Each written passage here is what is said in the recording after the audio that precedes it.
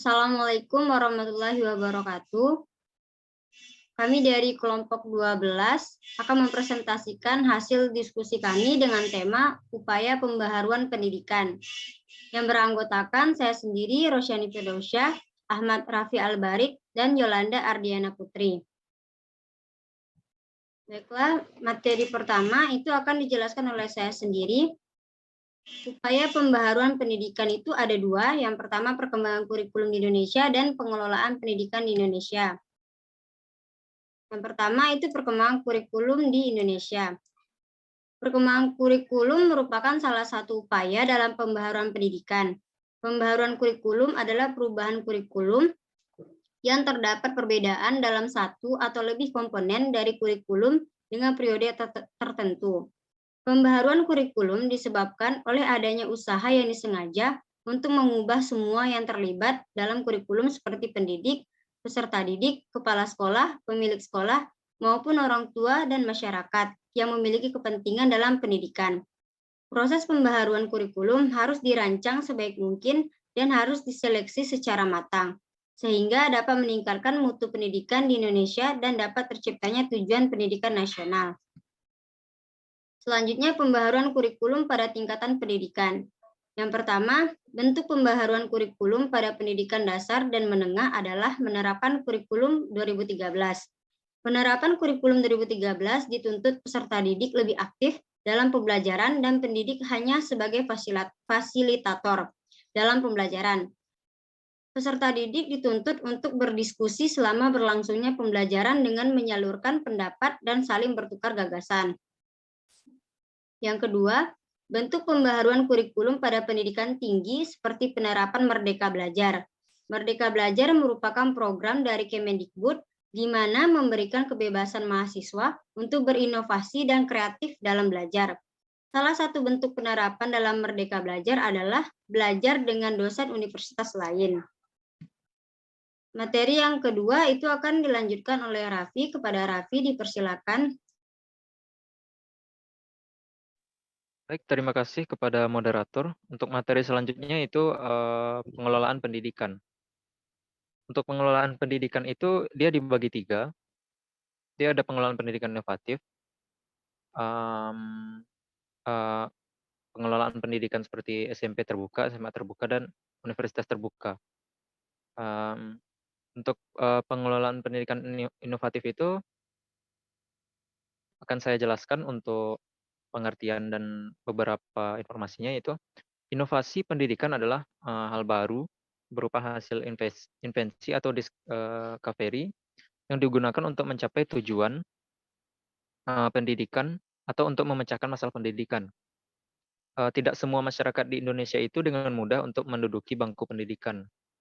Banyak sekali masyarakat yang terhalang untuk bersekolah dengan baik, sehingga mereka tertinggal dalam pendidikan. Untuk itu perlu adanya pengelolaan pendidikan inovatif seperti SMP terbuka, SMA terbuka, dan universitas terbuka.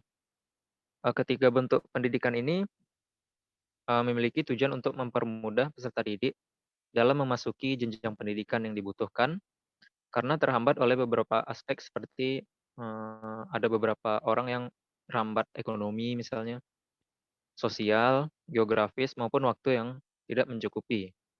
Nah, untuk pengelolaan pendidikan inovatif itu mungkin lebih kurangnya sampai di situ. Selebihnya saya kembalikan kepada moderator. Baiklah, terima kasih pada Raffi. Materi selanjutnya itu akan dijelaskan oleh Yolanda. Kepada Yolanda dipersilakan.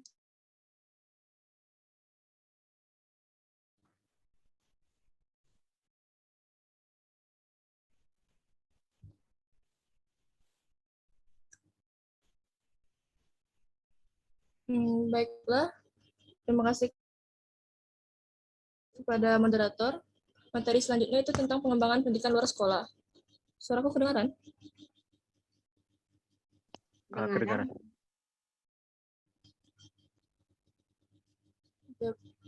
Pendidikan tidak hanya didapatkan dari bangku sekolah saja, akan tetapi pendidikan bisa didapatkan dari luar sekolah. Banyak sekali ilmu-ilmu yang tidak bisa didapatkan dari bangku sekolah. Ilmu-ilmu yang tidak bisa didapatkan dari bangku sekolah, kita bisa dapatkan dari luar sekolah.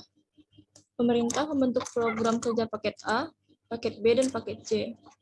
Program kejar paket A setara dengan sekolah dasar dan mendapatkan ijazah setara dengan sekolah dasar. Program kejar paket B setara dengan SMP dan mendapatkan ijazah setara dengan SMP. Dan program kejar paket C setara dengan SMA dan mendapatkan ijazah setara dengan SMA. Selanjutnya, tentang materi tentang homeschooling.